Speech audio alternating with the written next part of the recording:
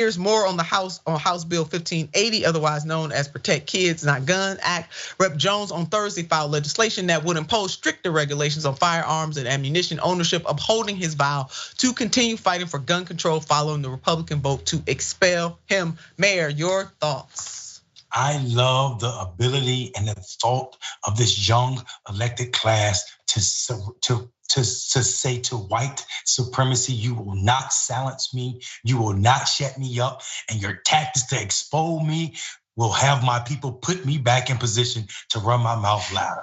These brothers are more empowered to do just what they're supposed to do, and that's justice. I'm happy.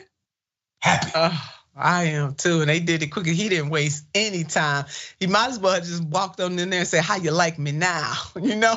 And thank God the GOP cannot never expel him for the same thing again. So this is beautiful how he's flexing his muscles, and to have a partner in State Senator Charlene Oliver is a beautiful thing too. Jones and Oliver's bill would, among other changes, ban the possession of large capacity magazines, defined as an ammunition feeding device with capacity to accept more than 10 rounds. The Nashville shooter, who killed 3 young children and 3 adults at a Nashville Christian school last month, fired more than 150 rounds in a matter of flipping minutes.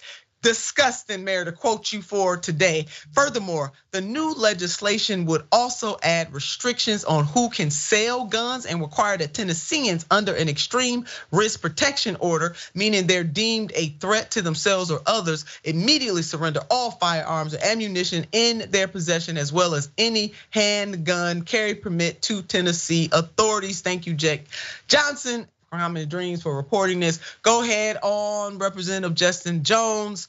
Justin Pearson, Representative, we looking at you too.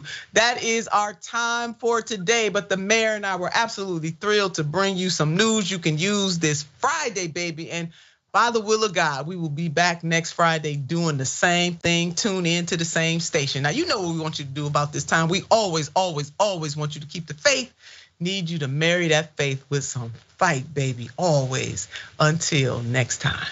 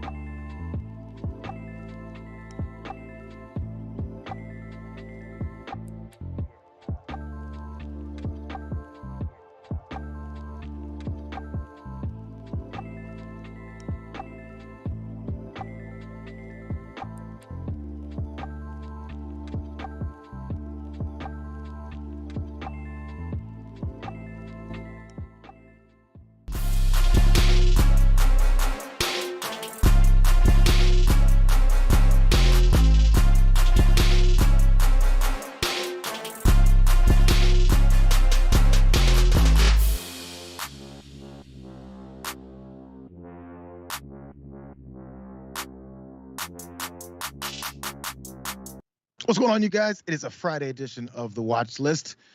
Friends, family, and Ma, how you guys doing? Appreciate you for joining me in this Friday episode on The Watch List, you guys. It's there's a lot going on today. A little bit discombobulated because of the level of news happening and also the things that we must talk about. And I'm going to invite my guest in now. His name is Jeff Wiggins. Maybe you heard from him. He hails from which part of Ohio? Is it Cincinnati, Cleveland? One of those C-lettered cities in Ohio. Glad to see you, Jeff. How you doing?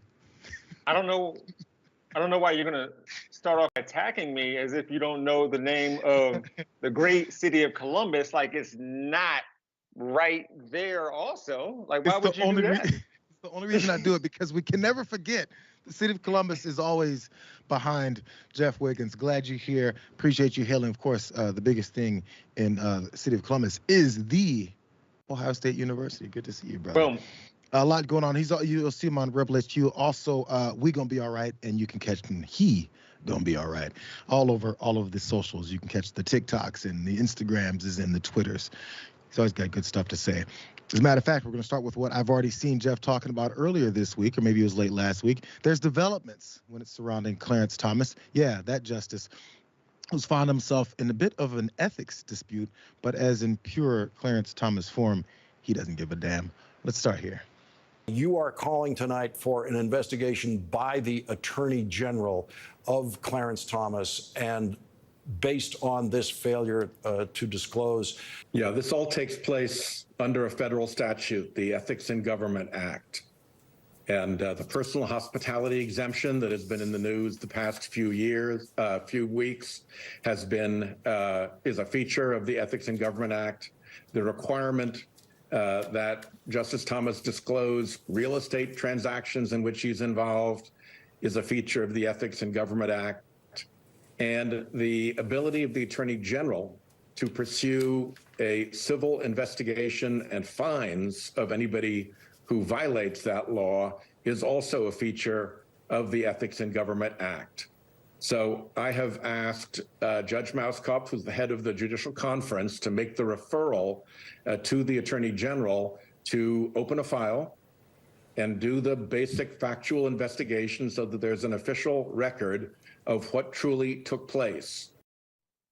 We're looking to find out what truly took place. As we're talking about, Clarence Thomas not only enjoyed these lavish vacations and perks from his billionaire buddy there, Mr. Crow, but also apparently he's been involved in some real estate deals involving the same billionaire. Now, we saw last week that, or a couple weeks ago, AOC was calling for his impeachment, at least some kind of investigation, and Senator Sheldon Whitehouse is now joining her. So the question is always asked, what is it that Clarence Thomas has had to say for himself, and does it make any sense? They talked about that too. Senator, we know Clarence Thomas was forced to issue a written statement in response to ProPublica's first round of investigative revelations about him, which were all about the travel, the private jet travel, the travel on yachts, all with the same billionaire. And Clarence Thomas's written statement was, well, you know, I just asked people around the office and, you know, if this was okay. He never, ever, ever indicated that he read a single line of law or of anything in making his decision about not to disclose any of that. This is written. Bodies. I'm sorry. This is written in federal law. Within the judicial conference where he could go and get actual advice from people who are expert and who do this, as part of their responsibilities. He appears not to have asked the responsible body within the judiciary. So for those of you who are thinking maybe he didn't know what was going on, how's he supposed to figure this out? Read, number one. Number two, ask experts, because literally their job is to go ahead and give you that type of advice. When it comes to general ethical things like taking money, tons of money from a specific donor who has a particular political leaning, and you're a justice in the United States Supreme Court. I think 10-year-olds can understand that type of concept, and I feel like Clarence Thomas probably did as well. A couple details of what it is that he did that he had no idea was a problem. He did not disclose that he had sold this, in this case, after these travel revelations came about, a series of properties to a longtime conservative donor from Texas in 2014 in this apparent violation of reporting requirements. That transaction, reported earlier by ProPublica, is the first known instance of money going directly from that billionaire, Harlan Crow, who's 73 years old, to Clarence Thomas. Also in 2014, a real estate company linked to Mr. Crow bought a single-family home and 2 vacant lots on a quiet Savannah street and paid $133,363 to Thomas and his family for that property. Here's some of the excuses that Harlan Crow gave for why he did it outside of bribery. My intention is to one day create a public museum at the Thomas home dedicated to telling the story of our nation's second Black Supreme Court justice, who was born in Pinpoint, Georgia, and later raised in Savannah. Now, after that sale, the contractors made a number of improvements to the property as well, where the justice's mother still lived. So while he's doing this, he carried on doing things like this. I'm just linking all this together. Okay, travel for decades with this guy. Money exchanging hands to buy this real estate where his mother continued to live afterwards. Money is coming towards Justice Thomas, while this Republican donor billionaire is giving him that money. What was he doing while this money was being given? Ms. Thomas, Jenny Thomas, who is Clarence's wife, is well known for her conservative activism. We know about this. Her involvement in the push to subvert the 2020 election raised questions over Thomas, whether he should be recused from these cases related to that January 6th riot. Instead, he participated in several cases involving January 6th or the outcome of the 2020 election. And lastly here, Wiggins, in direct violation of some of these potential ethical problems, Crow was also heavily involved in Supreme Court business, because that was part of Clarence's statement in saying that, well, he wasn't directly involved in court decisions and things like that. He was involved in this part, though. He has long had a foothold in conservative causes. He's a trustee on the George W. Bush Presidential Library Foundation and gave $500,000 to a group that sought to build public support for Bush's Supreme Court picks. For his Supreme Court picks, that sounds like it's associated with the court. He also reportedly donated another $500,000 to Ms. Thomas when she founded a Tea Party-related group several years ago. And since 2006, Mr. Crow has also been a trustee of the Supreme Court Historical Society. That's a charity that asks for an annual contribution of at least $5,000 to preserve the court's history and educate the public. He's also got a painting up with Thomas standing next to a whole bunch of people that helped him get into his position, his seat on the court, and also folks who push a bunch of conservative policies as well. Doesn't sound like it's slanted at all to me, Wiggins. Why are you guys complaining? Well, for one, thank you for mentioning the video that I made on Rebel HQ about this topic last week, because I do want to add this.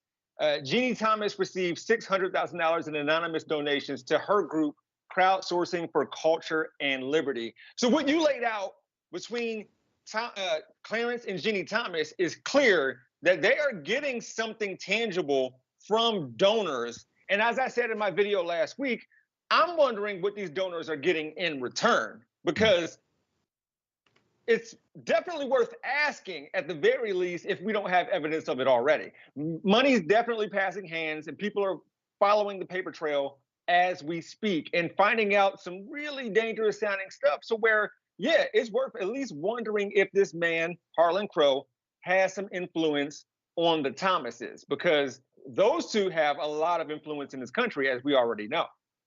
100%. And by the way, just in case anyone who's going, you guys are laying out all this stuff and you're criticizing his ethics and all this, I want you to flip the script and imagine if it was Sonia Sotomayor. and she's getting $500,000, or her husband is getting $500,000 for some foundation, and then she's going on lavish trips for 20 years around with her same billionaire leftist buddy. Let's just give the name you guys keep saying is funding the entire left wing of the whole country. George Soros. There's a George Soros funded pundit, a George Soros funded network, a George Soros funded DA, Alvin Bragg. They're saying it's constant with the George Soros funded somebody who we then hate because they must be unethical, right? And in most of those cases, George Soros doesn't fund any of them. In this case, does Harlan Crow fund Clarence Thomas and his wife and the rest of these things and his approaches to having this bias on the Supreme Court? Yes, he does. So what is it that you not have a problem with when it comes to this? It sounds like it's a bias. Wiggins, you're a college football fan. I feel like you maybe remember this, and you're old enough to remember this as well. I went to USC, and one very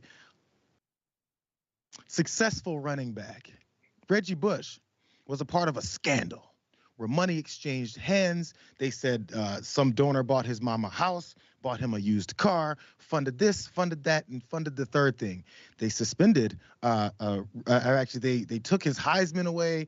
All these punishments came down on Reggie Bush because of the way that these monies exchanged hands through the NCAA's rules regarding money being given to athletes because they wanted to keep that slave labor going. So since that's not the case anymore, it's all in the past. But in this case, with the Supreme Court of the United States, this guy takes this much money from a donor, and his decisions and the way that he goes about things is obviously one-sided and biased. That's not a problem for us, but it's college football, though. When it comes to that, it's serious. I want to apologize. I paused a little bit because you said USC successful running back scandal, and I'm like, OJ? But we've had a couple. No. Yeah. That's kind of a thing that y'all do. Go Bucks. But yes, we can see along the lines of other avenues and other places where some anonymous donor or very known donor giving money, wondering what somebody will get in return. And look, actually, you said, another justice. What if you and I were funded by some anonymous donor or known donor, and then we're going on the watch list, Rebel HQ, TYT, and just spouting stuff? Like, people would, honestly, being a freelancer with TYT, I hear stuff about how I'm funded all the time. And so that's another indication about, if it was on someone else, it would be very different. But, conservative values can keep this from being held over some people's heads. It's time for maybe some ethics to be injected into our Supreme Court, maybe a little bit of oversight. Because, again, these are lifetime appointments, and they use them now for clout instead of some semblance of being above the fray. Instead, it's right in the middle of it. Let's go to this next story. I know I've talked plenty enough, but there's some more hypocrisy straight from the crowd that hates anything that has to do with drag shows. Let's go. We have a definition, and they're the ones that are saying this definition applies to them. Well, if it means erasing a community because you have to target children, well, damn right we ought to do it. The bill does not say no drag shows. It doesn't use the word drag. This bill deals with children.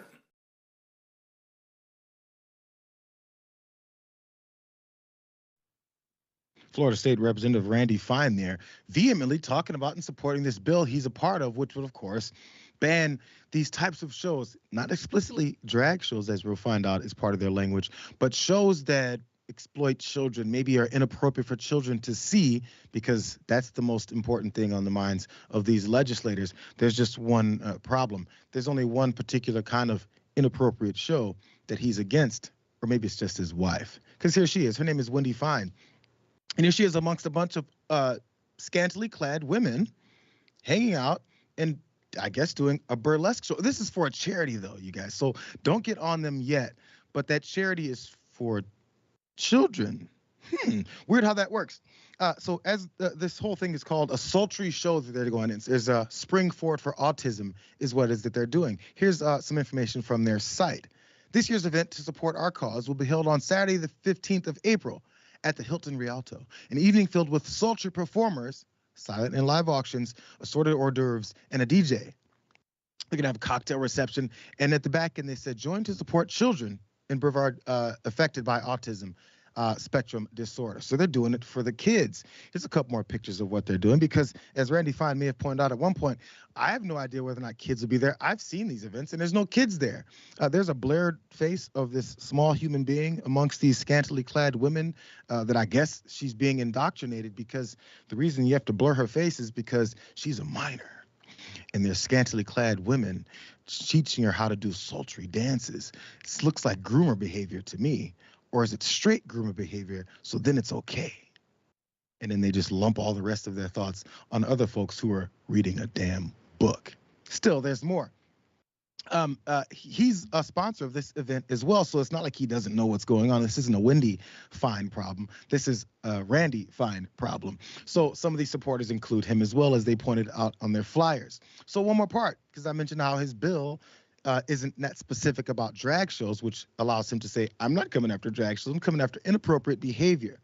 The irony on this whole thing is he's talking about protecting the children, and this is some of the lines that make it so vague. A person may not knowingly admit a child to an adult live performance. That's part of this whole bill. Fine told Insider that he has been to the event several times and can't remember that a child ever being there. He said it isn't an inexpensive ticket, and it isn't billed as family friendly. And finishing, that said, whether this law passes or not, I would agree that children should not be invited to an event involving sultry performers. So, Jeff, we've got his opinion that children shouldn't be invited to the sultry performances, but he's got a bill that he's looking to turn into a law that would completely attack drag reading hours and things like that, based off of absolutely no evidence of any of this being any groomer behavior that they keep pushing, but it's just all about pushing this this indoctrination of, I think, of adults to think, oh my God, they're coming for the kids. Oh, but the scantily clad women with their asses out, that's okay. I'm frustrated because the same ideology that tried to deny and withhold and push back on the advancement of Black people for so long is the same one that's doing this to the LGBTQ plus community. It's like they don't know who they are or who they were before this time right now. It's the same thing. They are denying the advancement of a specific community because they have nothing else to offer America, by the way. Like, this doesn't help anyone. This doesn't benefit anyone, make their lives better as Americans. So they're going after wedge issues, culture war issues, as it's called, in order to, I don't know, alienate a specific group of people for the sake of kids. It's always, when they want to, like, insert a wedge issue, they make it about kids, and they may claim that, oh, well, it doesn't mention, the bill doesn't mention drag shows, but I mean, it's all about the kids. You know how many times, and I'm sure you've gone through this as well, Jayar, you know how many times I've heard there aren't any racist laws because the laws don't mention Black people or brown people specifically? Like, we're still doing that. It's the same thing. Not that the struggle for the LGBTQ plus community and Black people is the exact same thing, but there are very similarities, there are parallels. And that is definitely one of them, to where you can lie about the intention of a bill and simply say, well, it does not say anything about that specifically, so that's not what we're talking about. And oh gosh, didn't we just talk about Governor Bill Lee out of Tennessee dressing in drag when he was in high school? Mm-hmm. Yeah, it's the same thing over and over and over again. It's just they don't know. Well, I was about to say they don't know it's the same thing. I'm sure they do, but they don't care about the hypocrisy or inconsistency. So I'll end it there. Yeah, it had worked before, and that's why they know it, and that's why they continue to come back to it. You talk about the recycled hatred and attacks towards certain groups that they can weaponize their followers against. Be like, look at those Black folks that come in to steal your property and your wives. Oh, look at those gay folks that come after your children. Have they said anything about the clergy? Have they said about the rampant nature of all these pastors and youth pastors and reverends and priests and all these folks that have been assaulting children for decades, many decades? They have nothing to say about that, because those types of groups help enhance their political careers. It's almost like they kind of don't care about any of this. And last thing here, you mentioned how people say race wasn't involved and explicitly mentioned in any of these bills. The ones that were, or laws that were explicitly mentioned of race and Black folks, we don't teach about those because you got to make sure you don't hear about it, because there were. Let's take this first break, you guys. And a couple of your comments after we come back. We've got a few devastating stories all surrounding Ron DeSantis. One where he's being attacked, another one he's attacking more marginalized communities because that's what he does. It's a bit of a fun block. We'll go through them all and tell you guys where all the chips fall after this break.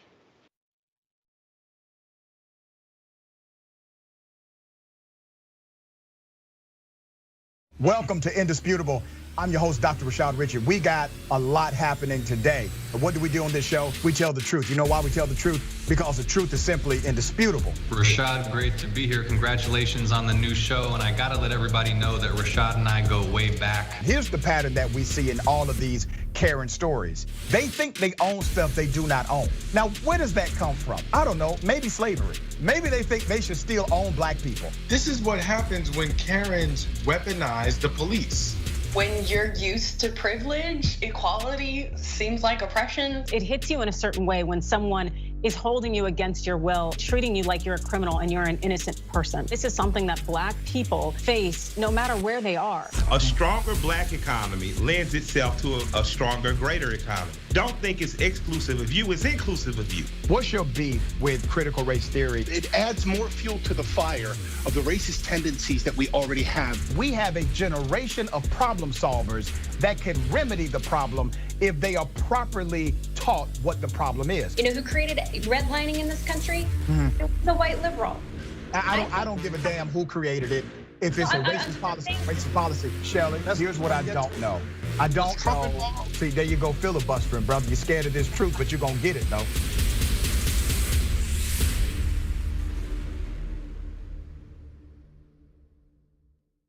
Climate is changing fundamentally, extremely, and non-linearly. It's becoming worse now. It's not when the levees burst that is the problem. It's in the anticipation of that. So I hope every human being is safe. And by human beings, I do not include multinational corporations, especially the ones that started climate change in the first place. What we're currently doing right now in cutting emissions is clearly not enough. There will be ramifications to what Trump is doing. I don't want people to suffer, but I feel like there's going to be a lot of suffering because we have an imbecile as our leader.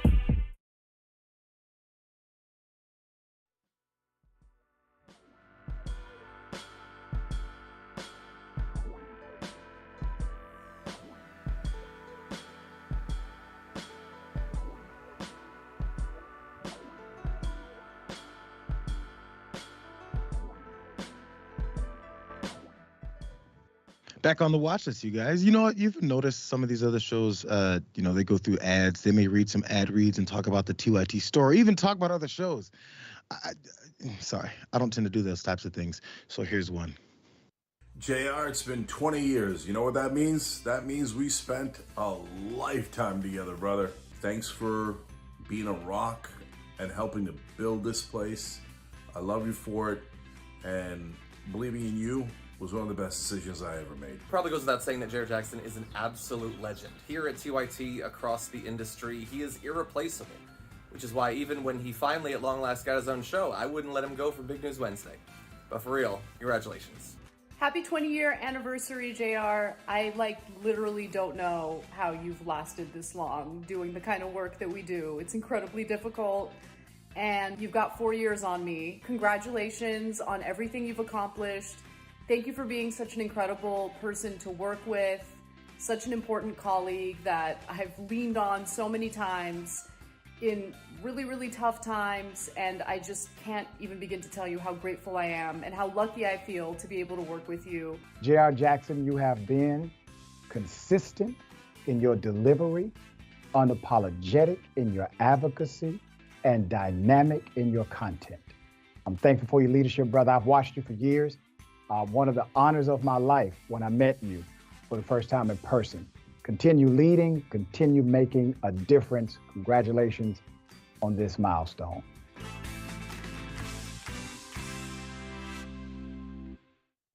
Wow. You guys are awesome.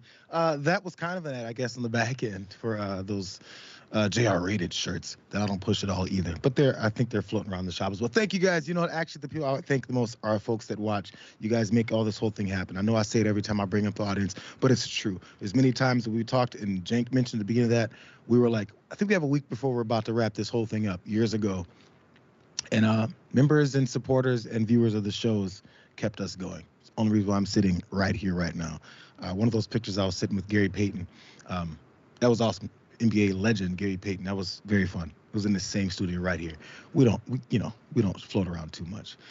Okay, Jeff, we got all of the self-serving out of the way that I didn't know was coming. No. Congrats, Jayar, on 20 years. Thank you for all you do and bring, my brother. Is Mama Jackson watching? I would assume she has to be, right? Unless it's a bowling. Okay. Game. Hey, you did a great job at selfishly bringing Jayar to us. So thank you to her as well. We can thank Pops too, because he's the one who talks too much, and that's probably where I got that from. Okay. So, speaking of that, let me try and talk a little less as we go to this next story. Here comes Ron DeSantis. Oh, sorry, before we start, you guys, do we have that second side on the back end? I hope we do, because I added it late. Let's do this whole thing. Let's start. Ron DeSantis loves sticking his fingers where they don't belong. And we're not just talking about pudding. DeSantis has his dirty fingers all over senior entitlements, like cutting Medicare, slashing Social Security, even raising our retirement age. Tell Ron DeSantis to keep his pudding fingers off our money.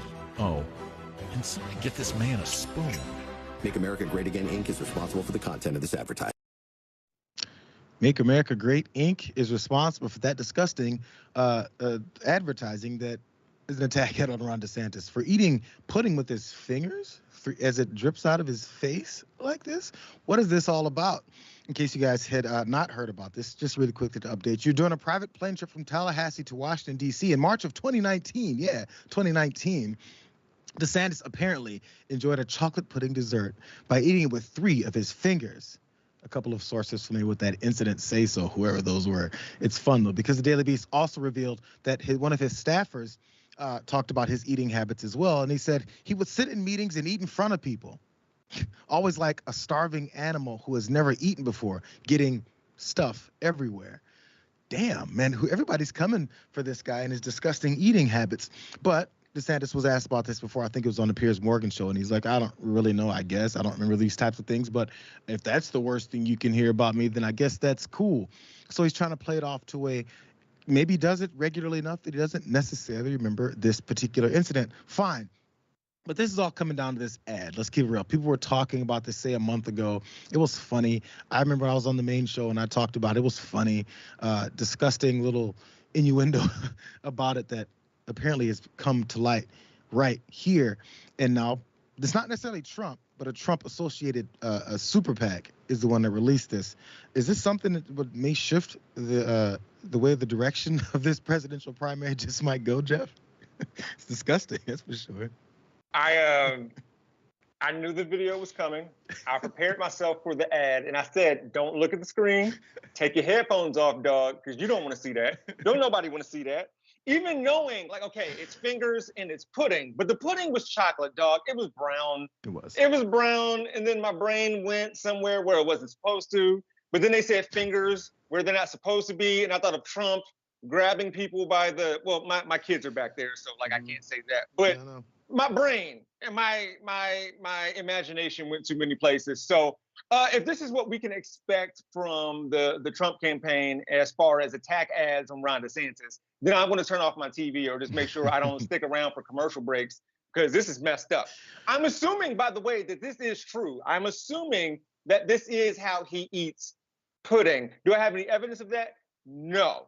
But, which, by the way, DeSantis said something about, like, if this is the worst, this is not the worst. This is not the worst. This is just something, this is the easiest thing they can go after. And trust me, Trump is going to go after that, and he may not do anything in return. So there's that. Again, I think I've said this to you several times, if he doesn't fight back, it's going to make him look weak to Trump's base. And even if he were to somehow win the Republican primary, they may not vote for him the way they could or should. So he's going to have to fight back once he finally announces he's going to make a run for the 2024 presidency. He's probably waiting a little bit. But one more piece here, because that was Trump. That was some kind of Trump-associated PAC, not Trump himself.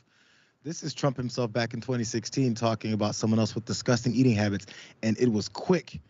It seemed like he eliminated him right afterwards. Watch. If you win, who's going to be your vice president? Somebody that I would have under consideration Jeter. I'm with you. Okay? I'm with you. Class act. Class act. Class act. No more class than that, that's for sure. How's that sandwich? You get that in Ohio?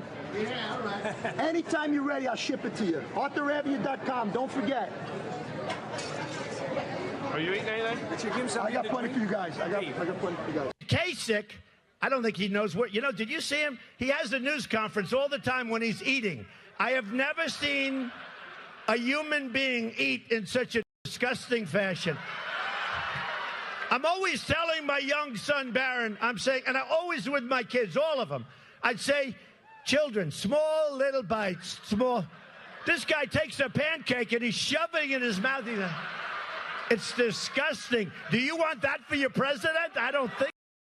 It's weird how it all connected back. Do you want that for your president? Normal people would say, I don't care. But, this is the United States of America is what this is. That's where we are. Let's go to the next story, Jeff. We're short on time. And if you guys want to watch it again, the beginning of that ad when he sticks the fingers in, they make a type of sound. I want you guys to keep track of that because I had to hear it. You weren't supposed to say that. I heard it, so you must hear it. I like to share. Okay. Next story, there's flooding going on in Florida, Desantis district.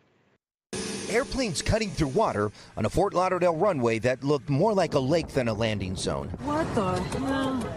Historic rainfall causing a shutdown in and around the airport with drivers and passengers stranded in vehicles.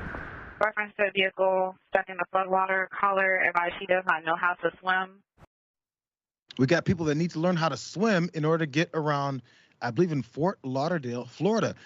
I guess these record levels of unexpected rain led to all this flooding that is going down. And I mentioned Ron DeSantis is associated with this because some people are very upset about his response to it, or what they're calling a lack of response to it. He did issue a state of emergency just yesterday, though, but he hasn't been in the state. Where has he been? He's been in Jeff Wiggins' wonderful state of Ohio. Here's the mayor, Dean Trentalis, saying he hasn't heard from DeSantis. So this is starting to look bad for him. Watch. Have you spoken with Governor DeSantis? Governor DeSantis has not yet called. I'm not sure what's going on, but I'm sure he's very interested in what's going on here, and we're happy to work with his office. In the meantime, the state agencies we've been working with them. Well, that doesn't sound all that good. He even had a chuckle like, who? That guy? He hasn't said anything to me. What he's doing is in Ohio, he's running for president, and he's somewhat, not officially, and he's signing books and he's kissing babies right before he tells them he doesn't give a damn whether or not they live past the next school shooting. But still, another Trump is on the case, though, too. He's not very happy about this, and he was directly affected. Here's Junior.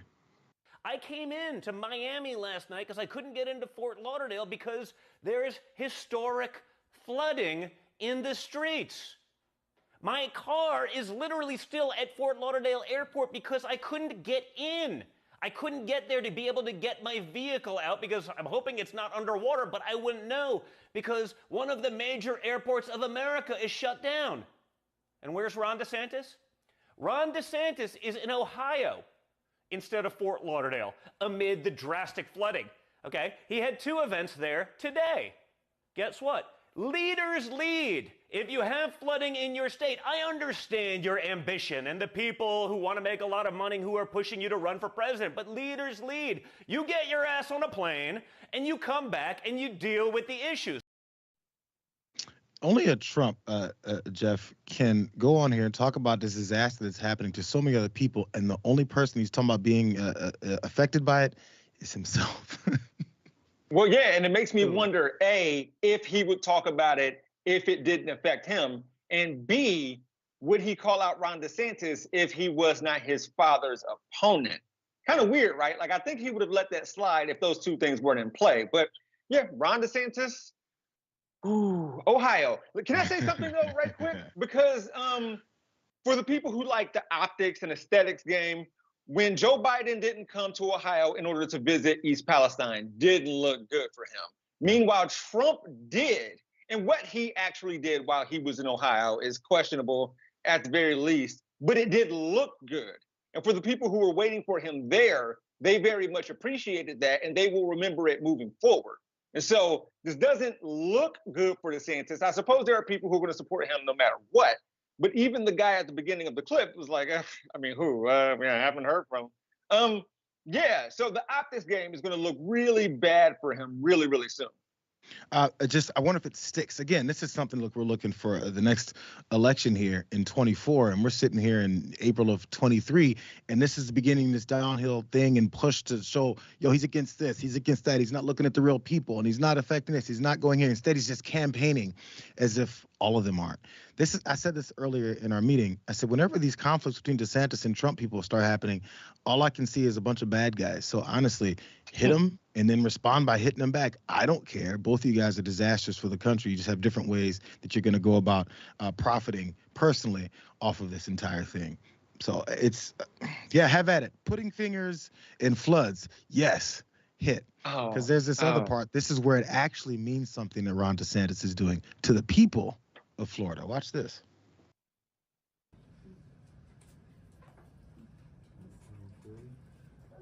All right, and first part of this, and you guys can start cheering right now.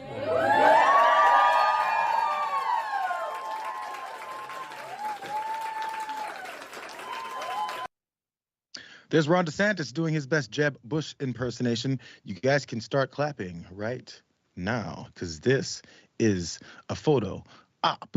So he does this. He's signing this bill into law. A 6-week abortion ban in Florida. 6 weeks. Yeah. But as you can see, it looks like a room that had someone just taking the video on a cell phone camera, because this was not received to big fanfare the way Ron DeSantis likes to do, and there's reasons behind that. But first, let's go to what NBC was talking about with what he is doing here. Overnight, Florida Governor Ron DeSantis signing a bill that would ban most abortions after 6 weeks. DeSantis quietly signing the law just after 11 p.m., posting only this photo on Twitter. A stark contrast to how he publicly celebrated a 15-week ban last spring. We are here today to defend those who can't defend themselves. Unless blocked in the court, the move will shut off access in a state that saw a 60% increase in women seeking abortion since Roe was overturned. Known as the Heartbeat Protection Act, it does make an exception for abortions up to 15 weeks in cases of rape, incest, or human trafficking. Have all members voted? Anger erupting in the Florida House during debate over the bill. I want to point out a real quick line that DeSantis said in there. He goes, I'm doing this to defend those who can't defend themselves. And I wanted you to go ahead and take in the irony of what's happened with, again, the number one killer of children in the United States of America is gun violence. So I guess, oddly, defending themselves would have to be handing them a bunch of guns, because that's the thought process of many of these Republicans. But he's looking to defend the unborn because they can't defend themselves. Once they're born, shoot them in the face. That is the policy of the Republican Party. But still, the reasons why this wasn't such huge fanfare is because he knows what most people in the country feel about anti-choice legislation like this. But this is what he's trying to do in doing so. Let's go to this graphic here. Ron DeSantis has tried to create this image of never backing down. This is what he's trying to go for. That's what a former Trump advisor said. Well, he's definitely pregnant with this bill, he says, and it's well past 6 weeks. So maybe, ironically, he's also going to live by the consequences of his actions. What he's saying is sex, in a way. You know, he's trying to do this double meaning thing in case you guys didn't pick up on it. Oh, and he's pregnant because those irresponsible actions. Again, it's one of those stories where the Trump people say stuff that's annoying, and also so do the DeSantis people. But in this case, Ron DeSantis is now passing legislation that's going to limit more folks to this 6-week ban. And if he knows anything about pregnancies, that's damn near a total ban on any kind of access to women's rights and their reproductive rights. So one more part here, though, because Fox News continues to carry the water for a Ron DeSantis. Every time he does anything, they come with this big celebratory approach to it. This is their headline in talking about this. Ron DeSantis signs this 6-week abortion law, delighting pro-lifers and devastating abortion supporters. So there's abortion supporters versus pro-lifers. I call it anti-choice people versus pro-choice people. Just because, you choose or you don't, or it's people who don't want you to be able to choose what to do with your own life. But whatever. That's just me, though, Jeff. Well, and we can also throw pro-birth in there, because clearly, once the baby's born, it's a wrap. it is over with. And not specifically, not just for the child, the baby, but for the mother as well. So, yeah, the headline. Look, we know what headlines are. We know what they're about. But yeah, that was completely misleading on purpose. The intention was to sway the opinions of people who would read that and think something that it's not. Supporters are people who want healthcare needs for women and people who can have children, babies. So miss us with all of that. But yeah, this idea that DeSantis is trying to like fight for something is, come on, man. That's not, you're not. This is another culture war wedge issue that he's trying to tag on for, because he can't do anything actually for Americans. It seems like it's the theme again. It's the second time you've had to say it, right? I'm talking about these Republican policies and things that they're doing. It has nothing to do with actually helping anyone. It has to do with looking a certain way and acting like you believe in something when all it is a political gambit to go ahead and push yourself further. And it's just an idea of how much you can get folks to believe that you care about them. Has nothing to do with what they're actually going to do to help folks, because these folks that are in these positions, are they doing anything to prevent maybe some of these unwanted pregnancies, maybe teenage pregnancies and things like that? No, they've taken away all those guardrails as well, so we have more of that. They don't care. And then once your kid is 5, hand them a rifle. It's the American way, at least until they're shot, then pick it up and hand it to their brother. All right, let's go through more. Since we're talking about children in the Republican Party, let's go ahead and travel to the great state of Missouri. I grew up there. I haven't been back in a very long time. Things like this are happening. I've heard you talk about parents' rights to raise their kids how they want. In fact, I just double-checked. You voted no on making it illegal for kids to be married to adults at the age of 12 if their parents consented to it. You said actually that should be the law because it's the parents' right and the kids' right to decide what's best for them, to be raped by an adult. Okay? Do you know any kids who have been With married marriage. at age 12? That was the law. do you know You any voted kids- not to change it. Do you know any kids who have been married at age 12? I don't need to. I do. And guess what? They're still married. Gentlemen.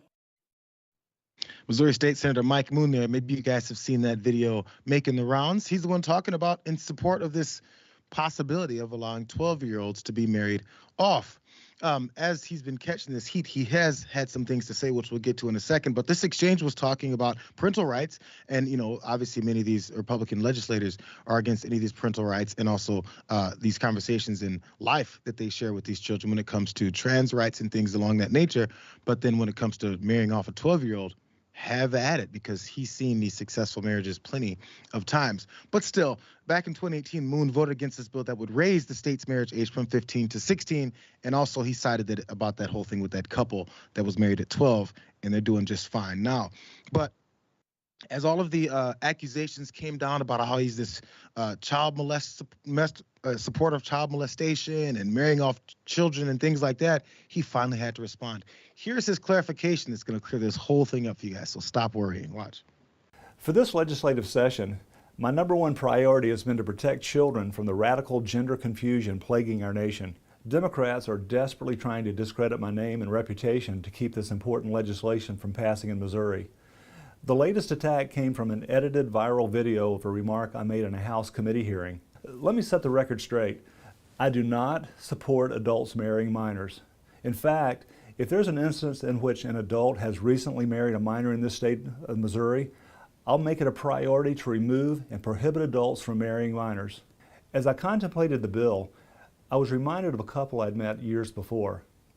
When this couple was in their teens, actually preteens, they took actions that resulted in the girl becoming pregnant. The youngster's parents decided to allow the children to marry. They weren't forced. However, because they were not mature and could not provide for themselves, they grew up with their families in different states. After a number of years, when the children became adults and were able to care for themselves, they began to living together. The couple is still married today. So with this in mind, and because allowances for these extreme exceptions were not included in the language, I voted against the bill.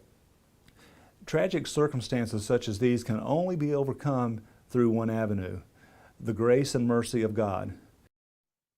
Oh, and he continued on from that point on to talk about Bible verses and scriptures and prayer and how we need to go to this direction and that direction and the fourth direction when it comes to this bill in the United States of America that's supposed to not be about your specific religious beliefs. But what are we talking about? This is a Republican in the middle of the country. That's definitely not going to be a problem. I want to go over some of the things that he did say there.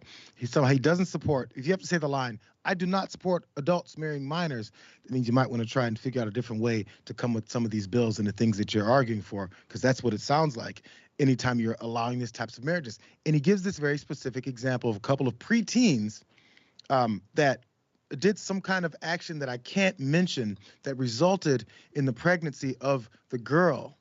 Can't say what that is because that's too taboo. Nobody knows what that is. But still, he gives that story as the reasons why, and as if that's a story that's super, super rare, and that there's other preteens or teenagers that haven't gotten pregnant, and they've had to go along with whatever's happening in their lives. But for some reason, marriage solves all. And that's when the scriptures started getting recited in this whole thing. So, Jeff, I'm not sure if this is a win for him, but the clarification that I think I will take from him, he's not in support of at least adults marrying 12-year-olds. He's just maybe in support of maybe her 15-year-old boyfriend marrying her after getting her pregnant.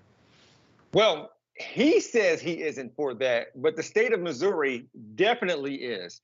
From the Riverfront Times, the Post-Dispatch reported in 2017 that 7,342 teens under 18 were married in Missouri from 2000 to 2014. 85% of them were girls. According to the research, 52 Missouri girls under 15 were married in 2007. 1/3 of those marriages feature grooms in their 20s, 30s, 40s, and 50s. So, as you just alluded to, yeah, he had to come out and say that he was not in support of something that his state very much is in support of. This is what they do. I'm not trying, sorry for Missouri, especially St. Louis, the broad sweeping brush that I just came up with. Look what I'm doing with my hands. See what I got going on here. I apologize for that. But this is clearly something that's a part of the overall tenor and culture in Missouri. So the fact that this needs to be discussed anyway from that political party. So there's that. Well, yeah. And then so if someone then asks them about that aspect, the next question has to be asked, so are you in support of it, and are you okay with your bill then allowing these types of things to happen? Because you cannot be in support of anything things all you want, but then when you're putting forward legislation that affects everyone, this ain't just about you, bro. It's not just about you. I've got this one anecdotal story of these two kids that are okay now, and again, that's based off of what he's saying. Are you in their house every night? Whatever. It's too intrusive on the whole process. But again, has nothing to do with them either. Has to do with himself.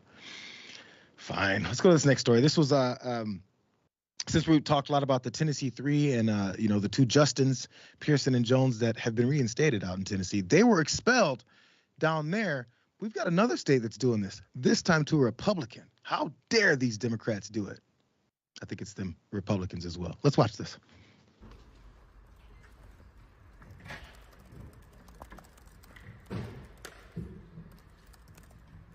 Thank you, Mr. Speaker.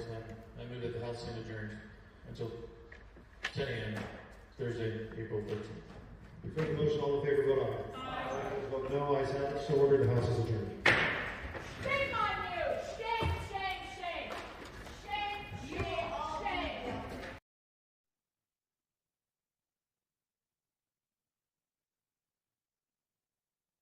A button was pressed. It wasn't me. Somebody's coming for me.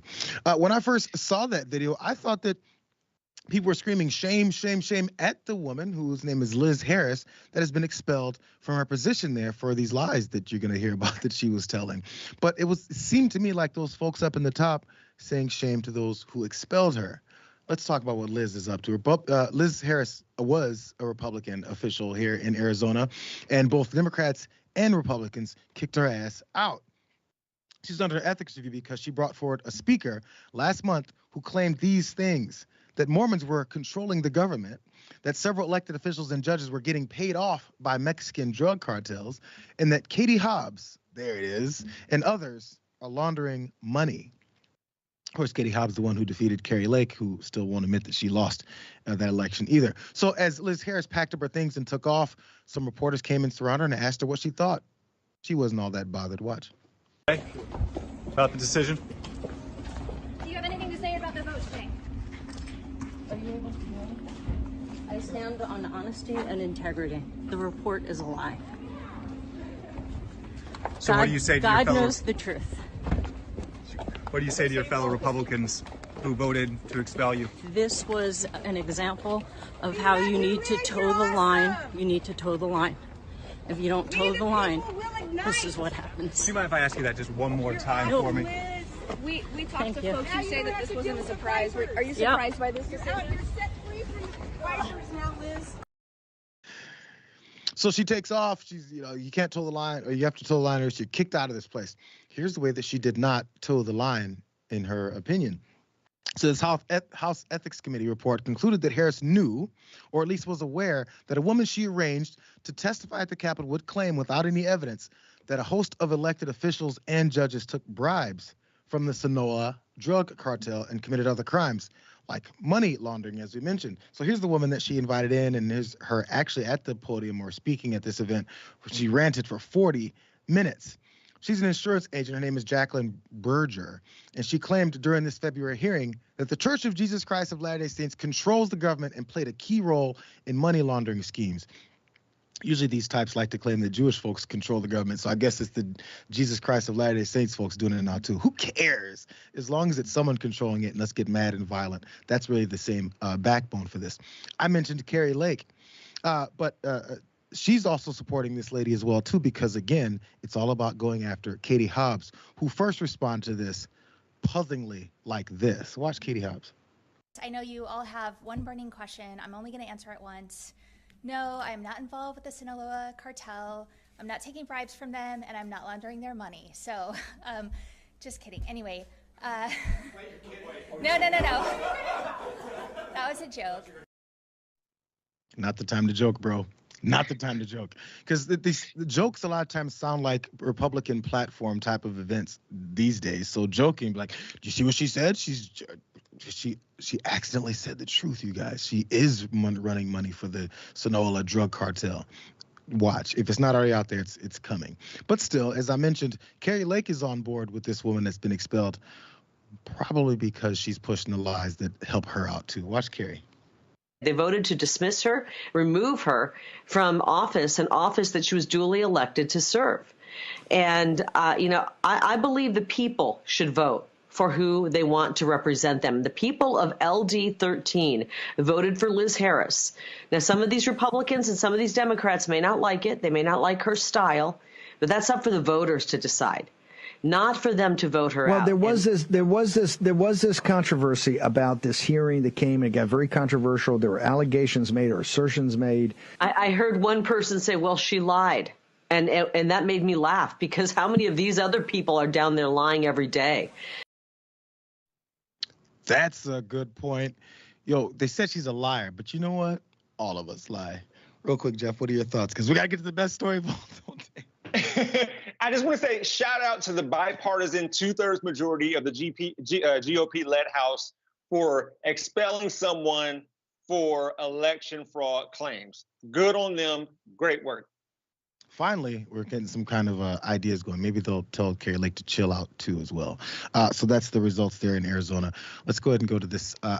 This was sent to me by a viewer of many of the shows here, and I wanted to make sure that we talked about this one today. How are we going to do this? Let's watch this. You're really beautiful. And a woman that looks like that has to have her own special scent. Oh, thank you. Maybe you could tell me what you think of this scent. Oh, you dirty boy, you. Oh. Many of you guys have probably seen that video. Rudy Giuliani there in drag, along with Donald Trump rubbing his face all up into her fake boobs there, because it's funny, right? It's a performance. I don't know if any kids were involved, but they definitely did it. What has been done in response, since all these Republicans act like they hate drag queens and they've never been involved with any of these types of performances themselves? We keep seeing the pictures and videos come out. There's a Instagram page called Republicans, based off of the well-known drag performer and television show host RuPaul. And they imagined many of these hateful conservatives in the form of the drag queens that they propose to hate. Here's Rudy Giuliani again. Republicans post this on their Instagram page. Say hello to the GOP's downfall, darling, Rudy Garland. It's fun. It wasn't just Giuliani that caught it. Josh Hawley was also on the chopping block as well. Josh Hawley looking fabulous there. Miss Hall about me. I think I enjoy the names as much as I enjoy the images.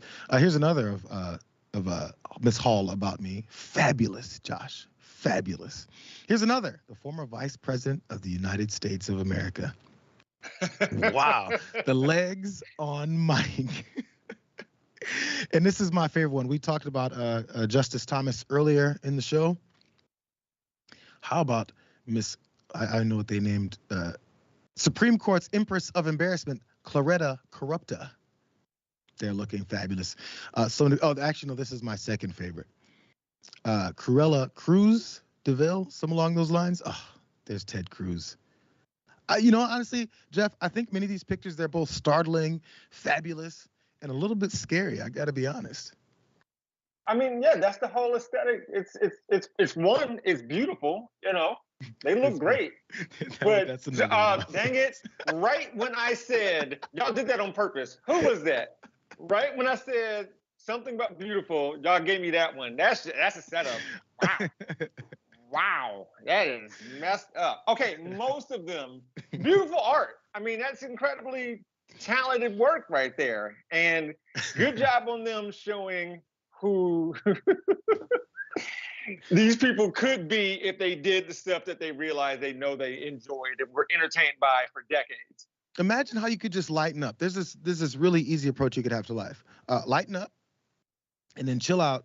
And then if there's something like this done, you just go, oh, that's funny.